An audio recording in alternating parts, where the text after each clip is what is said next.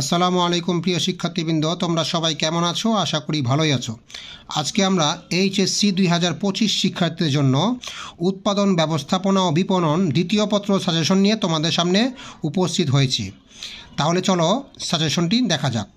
দেখো, আমরা এখানে উৎপাদন ব্যবস্থাপনা বিপণন তোমাদের এইচএসসিতে শর্ট সিলেবাস এবং শর্ট সিলেবাসের মধ্যে অধ্যায় 1, 2, 4, 5 এবং 7 রয়েছে। এই অধ্যায়গুলো থেকে আমরা সাজেশন তৈরি করেছি। এই অধ্যায় থেকে কোন কোন পাঠ তোমাদের পড়তে হবে, কোন কোন পাঠ থেকে সৃজনশীল আসার সম্ভাবনা সবচেয়ে বেশি, সেই সকল পাঠ তোমাদের এখানে আমরা দিয়েছি খুব অল্প পরিসরে। তাহলে চলো শুরু করা যাক। অধ্যায় 1, বিপণন পরিচিতি। দেখো, এখান থেকে মাত্র 3টি পাঠ পড়লেই হবে। এখান থেকে সৃজনশীল আসার সম্ভাবনা সবচেয়ে বেশি। বাজার, বিক্রয়, বিপণনের বৈশিষ্ট্য এবং গুরুত্ব, এই 3টি অংশ পড়লে তোমরা এখান থেকে সৃজনশীল পাবে। এই অধ্যায় 1 থেকে তোমাদের সৃজনশীল আসবে একটি অথবা দুটি সৃজনশীল আসার সম্ভাবনা আছে। তাহলে তোমরা এই কয়টি পাঠ পড়বে ভালোভাবে। বোর্ডের মধ্যে যে অধ্যায় থেকে যে সকল পাঠের সবগুলি পাঠ থেকে সৃজনশীল করা হয় না, যেগুলি পাঠ থেকেই সাধারণত নিয়মিত সৃজনশীল হয়, এগুলি পাঠই এখানে দেওয়া হয়েছে। তারপরে অধ্যায় 2, বিপণন কার্যাবলী। এখানে দেখো, ক্রয়, বিক্রয়, পরিবহন, গুদামজাতকরণ, পর্যায়করণ এবং প্রমিতকরণ, এই কয়টি পাঠ তোমরা ভালোভাবে পড়বে। এখান থেকে তোমাদের 2টি সৃজনশীল আসবে।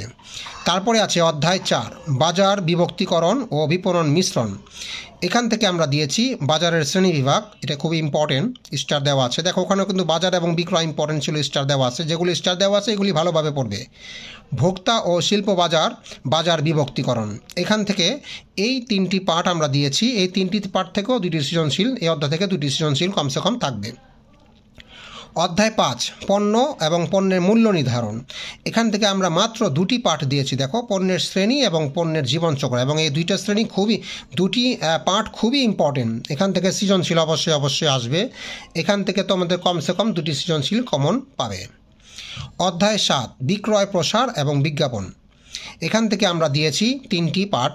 বিক্রয় প্রসার কৌশল, বিজ্ঞাপন ও প্রসারের পার্থক্য এবং বিজ্ঞাপনের মাধ্যম। দেখো, বিজ্ঞাপনের মাধ্যমটি সবচাইতে ইম্পর্টেন্ট, এটা ভালোভাবে পড়বে তোমরা।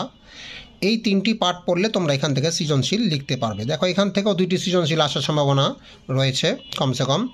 তাহলে দেখো, এখানে সৃজনশীল আমরা পাচ্ছি কয়টা? 2টি, 4টি, 6টি, 8টি, এবং এখান থেকে যদি একটি আসে 9টি, এবং অন্য এখানে 9টি সৃজনশীলের তোমাদের সম্ভাবনা দেওয়া হলো। এর বেশিও আসতে পারে, 11টি সৃজনশীল আসবে এখান থেকেই। কমসে কম কমপক্ষে তোমরা 2টি করে কমন পাবে, কমপক্ষে 1টি কমন পাবে। এভাবে তোমাদের সাজেশনটি দেওয়া হলো।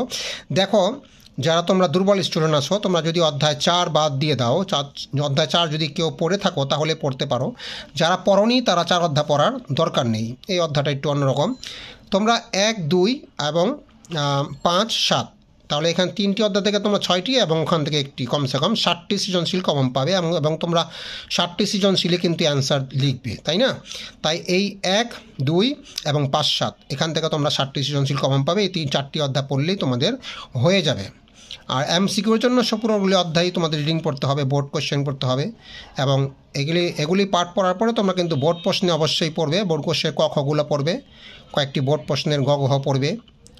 তো বন্ধুরা, উৎপাদন ব্যবস্থাপনা ও বিপণন দ্বিতীয় পত্র সাজেশন আজকে এই পর্যন্তই। পরবর্তী ভিডিওতে আমরা অন্য কোনো ভিডিও নিয়ে তোমাদের সামনে উপস্থিত হব। সেই পর্যন্ত ভালো থাকো, সুস্থ থাকো, ধন্যবাদ।